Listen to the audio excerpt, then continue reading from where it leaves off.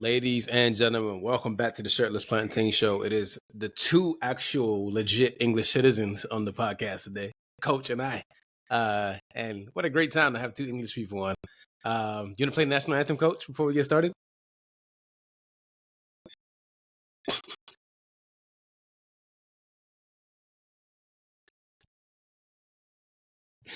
I think you need to turn the volume up.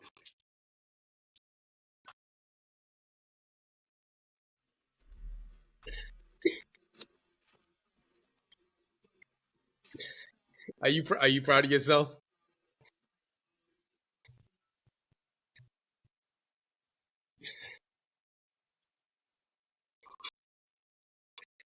Yeah, so we played the national anthem, and England beat Netherlands. They came back from behind. But Millwall.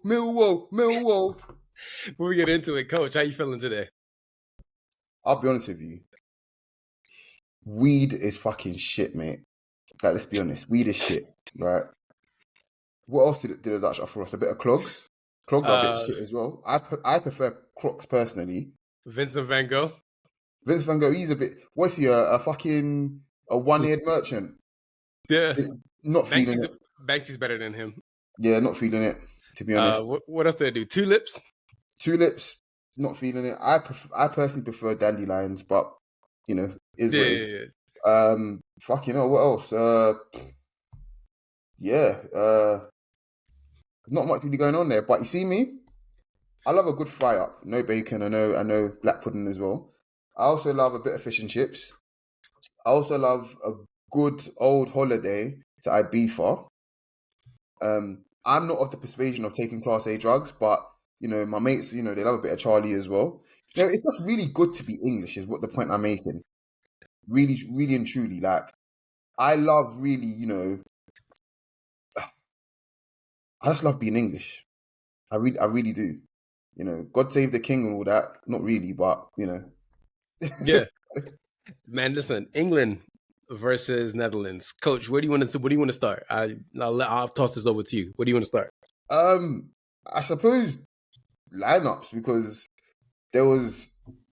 I literally said to my mate, I was like, there's gonna be people talking about, oh yeah, he's finally gonna change it up because it's getting serious now. It's like, I'm not too sure. In fact, I said to one of my mates that I'm pretty sure he's gonna keep it the same. I said to my other mate, I said that he might change it to a 4, but I doubt it very much because I don't feel as if him changing it to a 4 is gonna actually.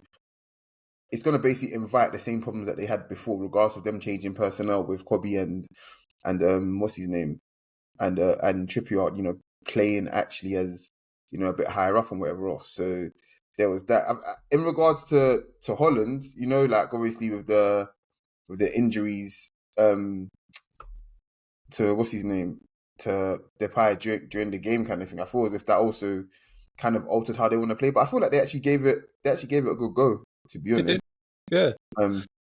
Yeah.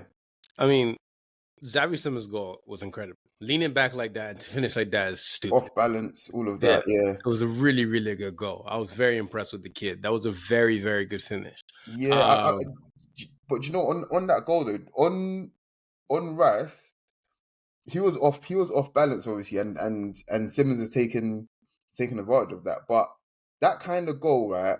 I don't really want to place blame on anyone, but genuinely, I know he's a little bit unsighted, but Pickford, yeah, really and truly, like, he should be doing better, man.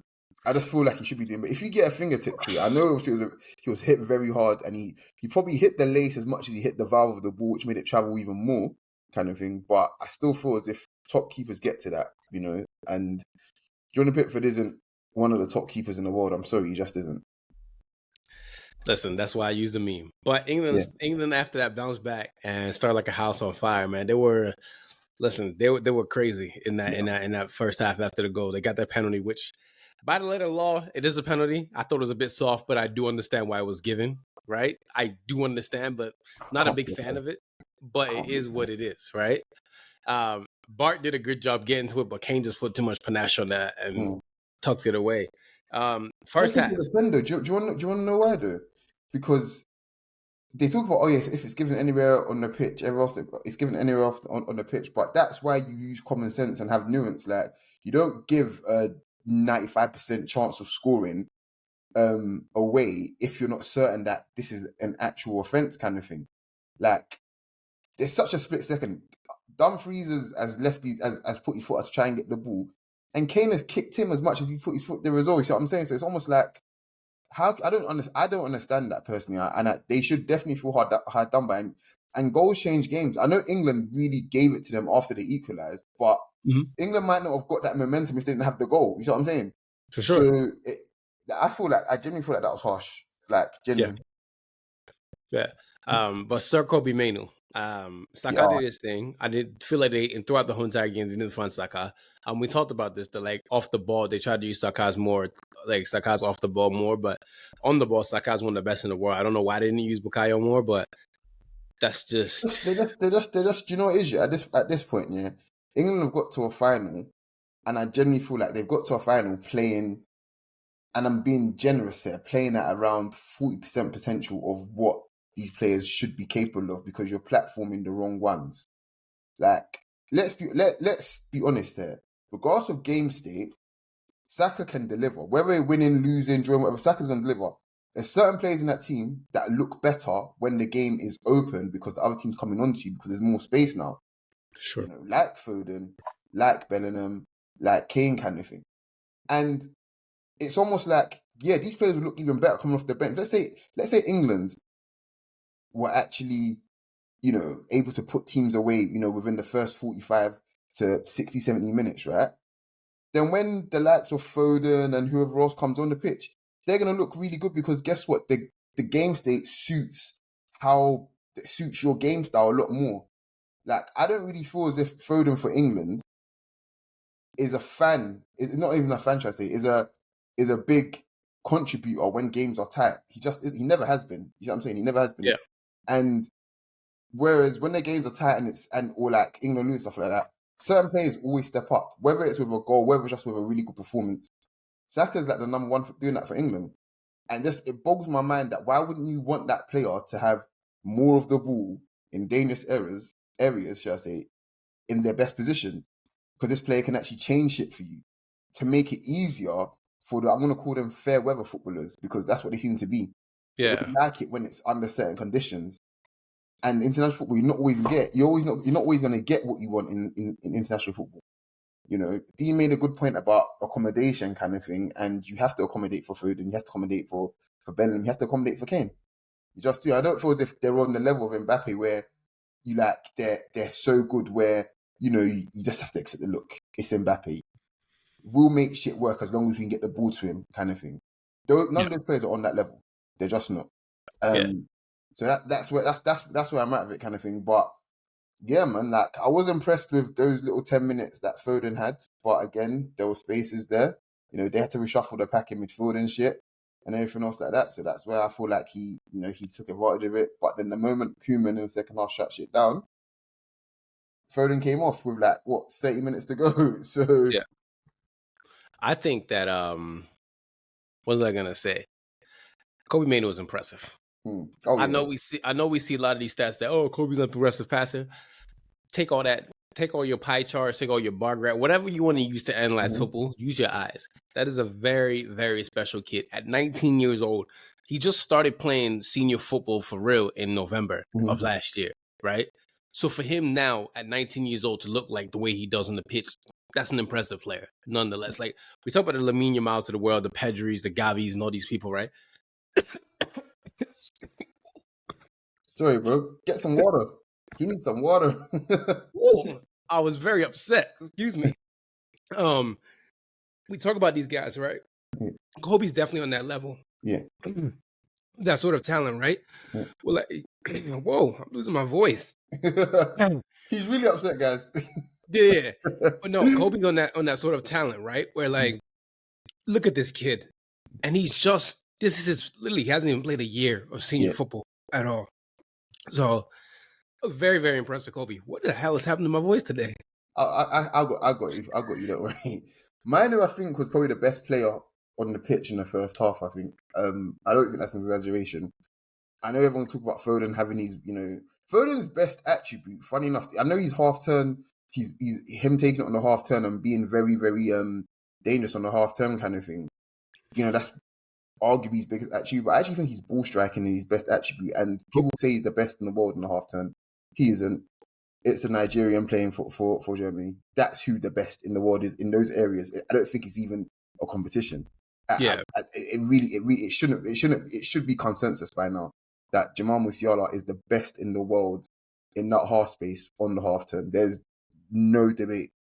Foden is great at it too, but there's a clear gap for me between those two. But Foden having those little moments and obviously, hitting the post, having something cleared off the line, do you know what I mean? Like making a goal, making another save.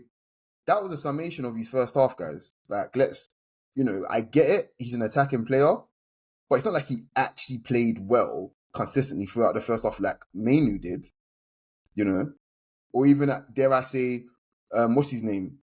I think Rice had a good first half despite the mistake.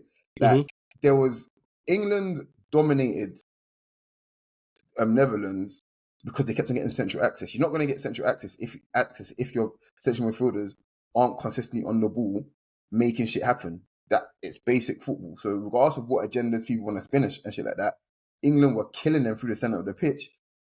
Bellingham and Foden were getting the ball quite a lot because of who, guys? You know what I'm saying? Kobbie Mainoo, Declan Rice. Like, you can watch the first half again and it's so obvious. And Rice is so good as well at a team could be on attack kind of thing, and before you know it, he's turned that attack into that. He's turned defense into attack because he nicked the ball really quickly, and he's either done it for a give and go, where he's looked forward straight away kind of thing. I know he's not the best at it. I know his operation speed. That's what the nose will call it. Isn't the quickest, but England still dominate the game because of his hard work as well. So Mainoo was the star for me for sure, but it was definitely the midfield. Definitely just dominated their midfield, like 100%. And one more thing on Kobe. One thing I love about him, to wrap up this point, his decision making at 19 years old is beyond his years. He picks out the goal. You know that chance the Foden had that smack the post, right? I know we're not going to talk about it. That pass he did. Yep. Kobe is very, very special. Yeah. So second half, right? Yeah. I think both teams decided to collapse. They brought on Wout Weghorst, and the mistake that Koeman was keeping Xavi wide. And I know they're down midfielders, right? Obviously, Koopman is out. Frankie de Jong is out. Mm-hmm. They have injuries in the middle of the field where the injury room is, right? You need to put Xavi central. You have Jeremy Frimpong, who's arguably one of the fastest players in the world, right? Put him at right wing. I know some people are saying Joshua Xerxes not that good. Xerxes 6'4", and he's got really good touch. You got Wout Weghorst, who is 6'6", but not that, not that mobile. So you have two big giants, right? You need to have those on. And I was very frustrated with the way that he was holding on to his subs. And you saw it when England scored, which we'll get to the point. The thing that frustrated me the most was just like, you're holding on to these subs that are going to roll over into the next match. And you bring them on in the 90th minute when there's 2 minutes left. Like, what are you doing? And that's the thing that frustrates me the most about Ronald Koeman. He does that time and time again everywhere he goes. Everton, Barca, even when it was in the Dutch league. Like, he just does these things where you're just like, you were a really good, smart footballer. Why are you so dumb on the touchline? Like, why do you do these things? Like, you're a player yourself. You know how game state is. Like, you should know how to react. And there was a point where England was very, very tired. You could see it. Like, there's a 10-minute stretch. Jude said after the game, he said that he's thankful for Watkins scoring because he doesn't know if he had 30 minutes in him. That Jude has a huge ending on him. That goes to tell you, like, just how, And let's touch on Ollie Watkins. Kane. Why doesn't he's always dropping deep. And that was the thing that frustrated me about Harry Kane, even when he was at Tottenham, even like 4 or 5 years ago. I was like, why are you always deep? You remember when he was linked to Man United, right? Yeah. That's why I said I didn't want Harry Kane, because I was like, why are you always dropping deep? I have a counterpoint to that, and this has nothing to do with my affiliation with Alan Shearer. Nothing at all. But I promise you, it has nothing. Right? Affiliation, should I say, actually. Harry Kane is the best English striker, actual pure number 9, we've had since Alan Shearer. Rooney is a different kind of fish. Rooney's just a supreme footballer, so we're not going to compare the two in that regard. But in terms of a number 9, Kane is easily the best England have had since Alan Shearer. And I think it must be a thing now. As English strikers get older kind of thing, like, they're finishing, the ball striking doesn't leave them, but their game adapts. Alan Shearer, after his knee injury, he lost a half yard of pace. He didn't dominate the box as much, even though his game was still in and around, finishing kind of thing. But his crossing was ridiculous. And his crossing was absolutely fantastic, right? He was picking up spaces further away from goal because he didn't have to run as much. He didn't have to keep. And I feel like Harry Kane, while I'm not particularly a fan of him, of this version of him kind of thing, Harry Kane from deep is still money. Like, I feel like it's the pieces around him. If you had Rashford playing on the left, for example, I don't know, and not Phil Foden just running around doing whatever the fuck kind of thing, it's a different story. There's a reason why him and Sterling struck up such a good relationship. Like, their games complement each other. There's nobody running off Harry Kane, so as much as you want to criticize him kind of thing, and yeah, I don't, in this current setup, he shouldn't be playing. He legit shouldn't be playing because the pieces aren't there for him to work off. I'm still, like, put this next season, he's going to have, even though Elisa likes to drop deep, to be honest, he's still going to have the likes of, Musiala that can running behind. He's still going to have Sane that can run behind kind of thing. So you're going to see Harry Kane again doing the same shit, and it's probably going to work. Yep. England just aren't playing to his strengths in that regard. But if they aren't going to play to his strengths, then get someone on who clearly do the shit that, that you need the players around him to do. So that's where I am with Harry Kane. But yeah, I'm very glad he didn't get his moment. Undeserved. Same thing with Phil Foden as well, actually. Yeah, speaking of Foden, the agenda merchants are going to come out because all of England's goals that they scored late minutes all come after Phil Foden came off the pitch. I'm just isn't that curious? Isn't that wow? Who would have thought? Who would have thunk? Actually, wow. I'm not one to drive agendas. Okay, I'm staying neutral. I'm Switzerland right now. I'm very neutral. I'm just presenting the numbers, as they would like to say. Look, man. Ollie Watkins, though.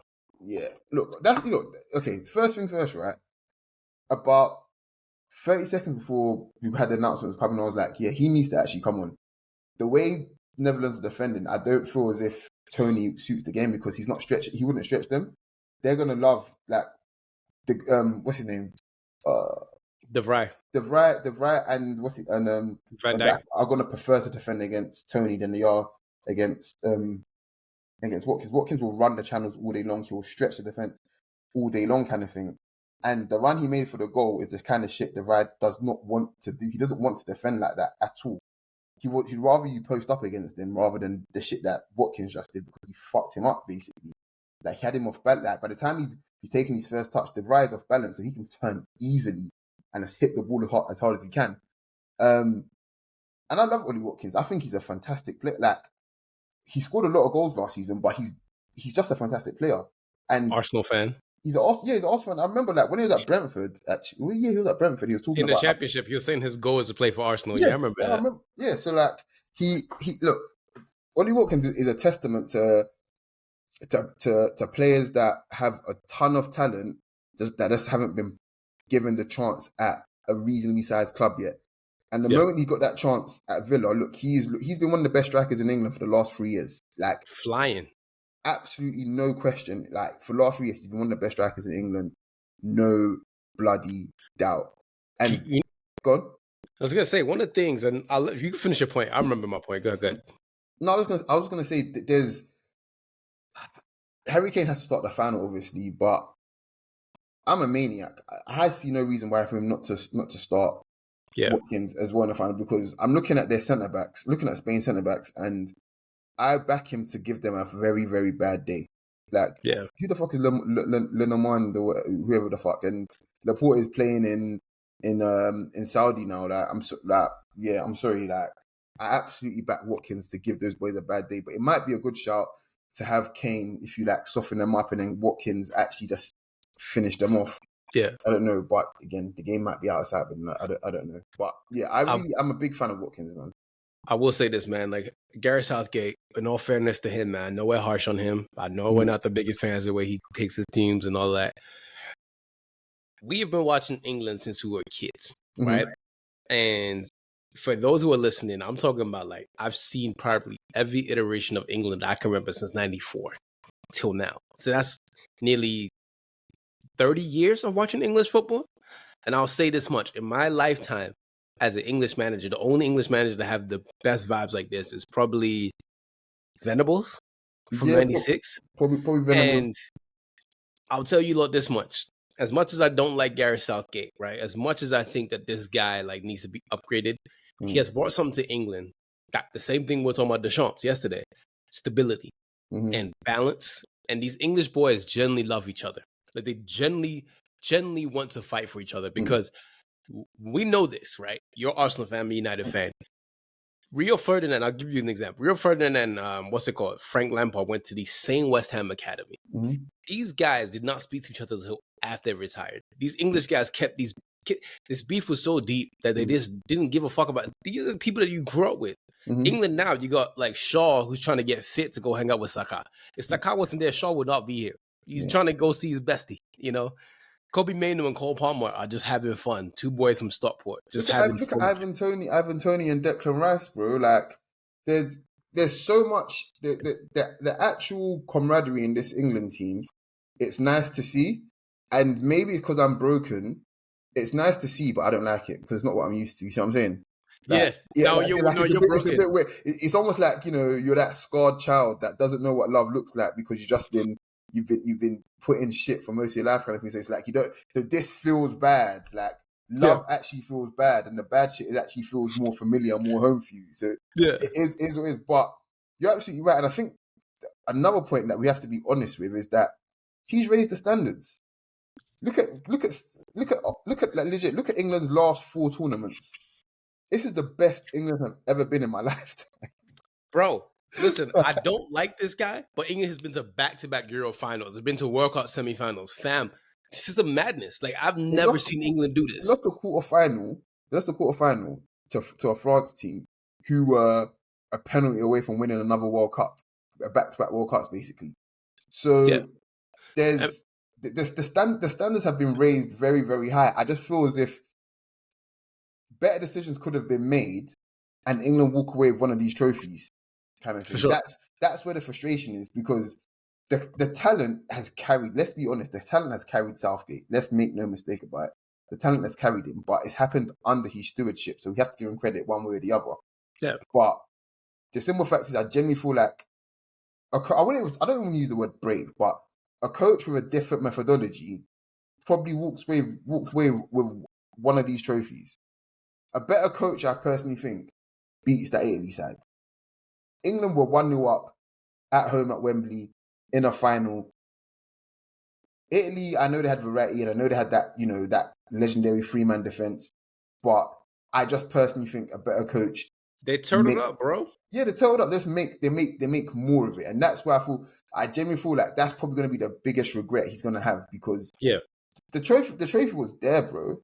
The trophy was there, and I still have nightmares about what's his name, Bonucci screaming, "It's coming room, it's coming!" Like I wake up in cold sweats because it was full of hate the way he said it, man. But man, look, it's Southgate, man. He's clearly living and dying by the shit he believes in, man. Yeah, for sure. One quick point: Luke Shaw, when he's fit, what a flipping brilliant footballer to watch, man.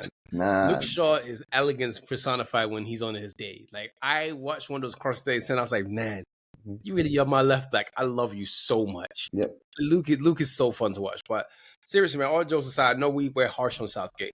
Super harsh on Southgate, but he's done a flipping amazing job since he's been England manager. Yeah, man. The standards have been raised, man. That's it, man. At one point, because I want to talk to U.S. men's national team fans about this, about process, right?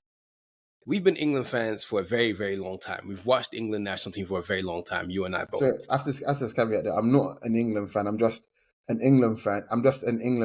I'm a conditional England fan, basically. Yes. Hate the Spanish. Don't really like the Yanks talking shit about my country. So yeah, that's it. That's basically what it is.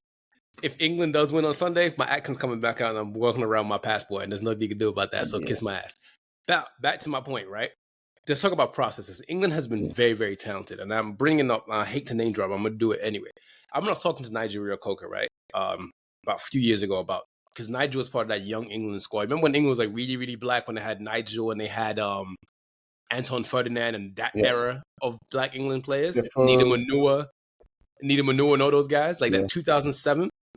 England's always had talent, right? Even Nathan Delafonte, who played at Aston Villa, that's a fucking name. I remember him, Jesus Christ. Even Wells was around that time, right?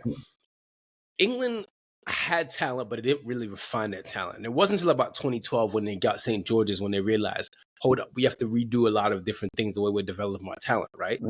And you're seeing the fruits of that labor from 12 years ago now. All those boys that they've raised in that system, like the England system, you're seeing it now with the Sakas, with the because obviously the clubs and the national team work hand in hand, right? When you're developing these boys from their youth system to now, right? I mean, I think a key component here. Another thing is that Southgate used to coach the under-21s as well, for sure. But I want to get back to my point of what I was trying to say. So USA hired this guy named Matt Crockett, right? And this is going to be super nigga conspiracy theory, but listen to me. They hired this guy named Matt Crockett. They also had Dan Ashworth. And they had a bunch of other guys. So it was under the tutelage of Dan Ashworth and Crockett that now you're seeing these guys, because it was Dan Ashworth who said, let's hire Southgate to be the national team coach. And it's bearing its fruits. Like, England hasn't won any trophies. But what I'm trying to say, and this is not just to England fans, U.S. men's national, I'm saying that other fans as well, other national teams, there's processes, man. Like it's going to take a while for your national team to develop these fruits, but when they do, man, you enjoy it. Like Spain has bared that fruit. France has done that. Germany has done that to some sort of level. They want to welcome 2014. So trust the process, man.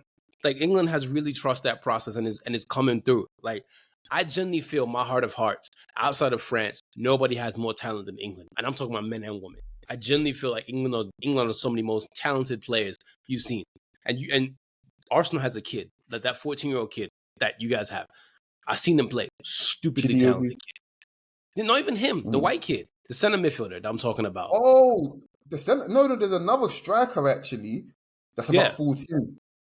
Yeah, this is what I'm saying. Is like there's so many talents. Like we got Shea Lacey on our team. We got both the Fletcher kids. I know about Lacey still. Yeah, so what I'm saying is that, like, trust the process. Like this is now you're starting to see the fruits. And unfortunately for a lot of people, England will be very dominant in the next 10 or so years because they've trusted this process. So England fans, unfortunately, they're probably gonna see a trophy very soon, and they're gonna be the most egregious people ever because they haven't won shit since 1966. So yeah, I mean, it might be Sunday, man. It might be. Let's talk about the final. Yeah, I think the winner gets Gibraltar. No, for real. Like, there's Spain are fantastic, and Spain are much more immersed in their playing style because of their culture, their playing culture. And I don't know exactly why. Look, this Spain team are good kind of thing, but Spain are always going to produce technical players. But I personally don't feel as if this Spain team are better in terms of individual talent, are better or more talent than the England team. What I will say though is that in key areas and key with key attributes in those areas, for example, all three of their midfielders can receive it on the half turn. All three of their midfielders can carry the ball. All three of their midfielders can have a good weight of pass. I cannot say that for all of the midfielders. Like even the guys coming off the bench, Marino, Zubimendi, these are all guys that all those attributes apply to them, especially with the pass and especially with the receiving under pressure kind of thing, or even on the half turn. With England, I can't say that. Like those key attributes, the two players that I feel that probably are closest to that are probably Mainu and Wharton, right? But they're still very young, right? But when you talk about ball carrying, I feel like Rice is definitely there. When you talk about range of passing, Rice is there as well, but his operation speed probably isn't as quick as a Rodri or a Fabian Ruiz kind of thing. But physically, he matches all of them. He's probably better than all of them anyway. But because they've got such a good blend, especially in the end room, all these guys, apart from Olmo, they're over 6 foot. They're all good in that regard. But everywhere else, I genuinely feel that England are just better than Spain. They just are. And I get Nico Williams and and Yamal are crazy kind of thing, and Yamal's absolutely nuts. But again, I don't think he's better than Saka. Nico Williams is better than whatever left wing option that we have in this squad. Although he's not better than Rashford. Again, that's down to Southgate being a weirdo, whatever kind of thing. But England have more talent overall than Spain. But in the key areas with key attributes, it's Spain absolutely dominate England, and that's where I thought it makes it very hard for me to see England winning that game. But it's a final, it's a one-off. England might physically overwhelm them. They genuinely might. So I have a question for you because Gary Neville, Yeah. he said that Cucurella was like the weak link for Yeah. Spain. I think if they get Saka 1v1, it's going to be a scary sight. I also think, you think Luke Shaw should start on Sunday? He's got 2 45 minutes back to back. Yeah. Look, man, Luke Shaw, let me just make a quick point about Luke Shaw. Yes, he should start the final. Yes, that's the simple answer. Yes, he should start the final. And it's because when we're talking about the technical aspect of his game, but also the physical as well, when he's actually fit, like Luke Shaw easily, like one of the best left backs in the world, easily. But just generally, in terms of talent, one of the best players as well, man. Luke Shaw plays football like he's someone that's won 2 World Cups and 3 Champions Leagues and 5 Champions Leagues, whatever. Like he plays with that level of composure and know-how of the game. Like I honestly feel, in terms of his game intelligence and whatnot, Luke Shaw has been this smart since he was at 18. I remember particularly in his first season in the Premier League at Southampton. I think I might have told the story before, but forgive me if I haven't. I've forgotten. But I went to St Mary's and I watched him run the entire left wing on his own for the first half. And I was just talking to my boys like, who the fuck is this? Like, I was so bad. This was the 2013, 2014 system. I was just like, on his own, Adam Lallana was coming in field, doing whatever he wanted. And he just had free reign of the left side on his own. Like, there was nothing, there wasn't a pass he wasn't playing, there wasn't a run he wasn't making. Like, he was just doing it all. And he just seems to have just gotten better at football, even though physically his body has let him down. Yeah, he gives England so much, so much. He's an out. Like Luke Shaw is an out ball for England, but he's also someone that can give the out ball, make the switch to Saka as well. And it's if he's fit, he has to start because sure. Spain are going to press England, and I feel if you press England, give the ball to Luke Shaw. Luke Shaw will find a solution for you. He will. Yeah. So yeah.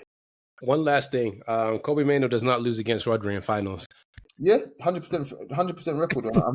I'm hoping it continues, man. I'm hoping he sticks it on that bastard, man. Coach, you got anything else you want to add before we get out of here? We had a fantastic talk. I mean, we didn't even really talk too much about Netherlands. I mean, I think really to sum it up, Coleman's not good, and he did not get the best out of his players. Coleman's not good, but look, man. I've been saying it for time. They're just too polite.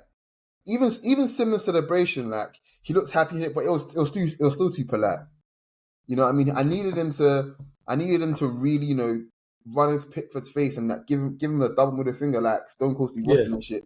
Them boys are too polite. Gakpo got got cooked by Saka, and then Saka locked him up, and he just gave up after that. Memphis Depay, he just didn't fancy it. He saw he was up against, big Mark Gahey from the south side. He's like, yeah, I'm not on it. And quickly, interjection. Mark Gahey has been England's best player this whole entire tournament. I think he's been the most consistent performer, absolutely. Yeah, he's been the most consistent performer. I think give Mark Gahey's flowers, man. Mark Gahey. If you guys are on our TikTok, I know you post a lot of shit. I might pin it, but I did a player profile on Mark Gahey about 2 years ago. Please pin it. And yeah, I'm so glad to be proven right. Like the guy is money. Mm-hmm. He's absolute money. He deserves to play Champions League football. Absolutely. So yeah, shout out to him. But yeah, man, like I think like nothing else really apart from like, share, subscribe, continue interacting with us. Had a good conversation with someone this morning about the Brazil team and whatnot. Keep them coming, man. We love these conversations. Let's keep talking football, man. Football in America deserves and should be growing and should be talked about a lot more. So let's actually let's be that change, innit? Let's push it forward, man. Let's do it together. Yeah. And we got a special surprise for you guys coming soon. We can't tell you what it is, but trust me, you guys are gonna love this. Just keep your diaries open in the next 2 weeks. Trust me. Keep your schedules open for the next 2-3 weeks. I promise you, you'll love it. So for myself, Tosin, and Coach, we're out. Everyone take it easy. Up England. Everyone, we're out. Peace. Peace. Take your shirt off. Take your shirt off.